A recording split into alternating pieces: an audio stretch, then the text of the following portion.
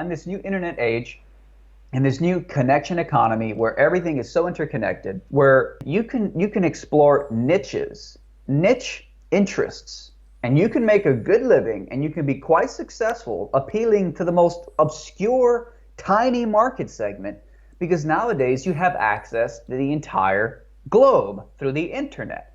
So for example, let's say 20 years ago, before the internet was really mainstream, you had a passion for painting dogs, doing paintings of dogs, and that was your passion, and you did it so well.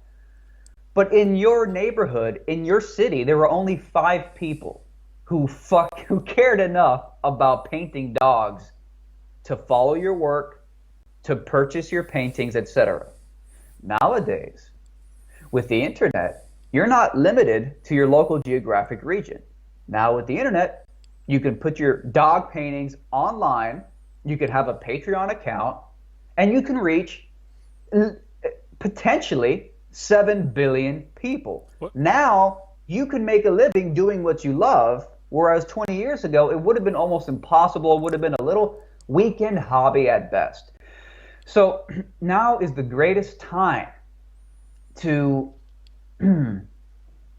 focus on what you're passionate about. You don't have to dilute down your passions. Do things you're not really interested in, because that's the only way to make a feasible income on your passions.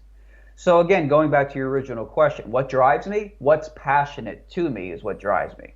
Whatever creative inspirations I have, I follow those. Will it sometimes be polarizing? Yes, but you can be polarizing in this day and age where if you lose half your subscribers, you still have 6.8 billion other people you might reach in the market.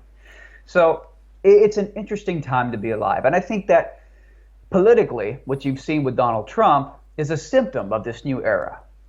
We can have extremely polarizing figures like Donald Trump and actually get him elected because people are connected in a way like never before. People with fringe beliefs can now connect and have an actual impact, whereas before, the only politicians you got were diluted, watered down corporate puppets who said everything everybody wanted to hear without offending anybody, but never did anything substantial when they were elected president. Donald Trump, in his first 2 weeks in office, has been hammering on all the things he said he was going to do. A lot of them, not all of them, but a lot of them.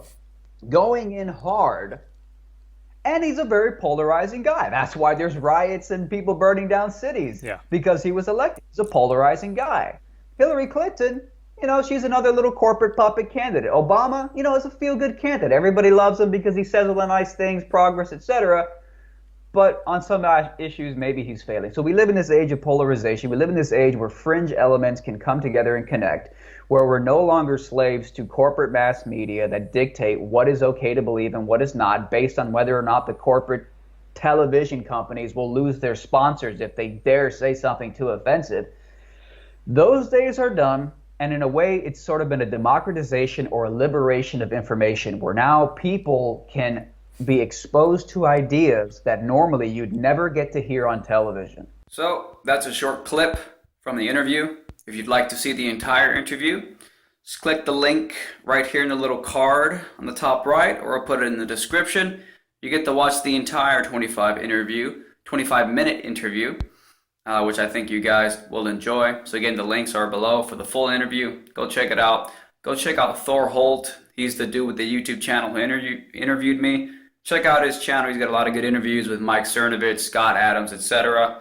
So thanks for watching. For all Americans, this is our vision. This is our mission. But we can only get there together. We are one people with one destiny. We all bleed the same blood. We all salute the same great American flag. And we all are made by the same God.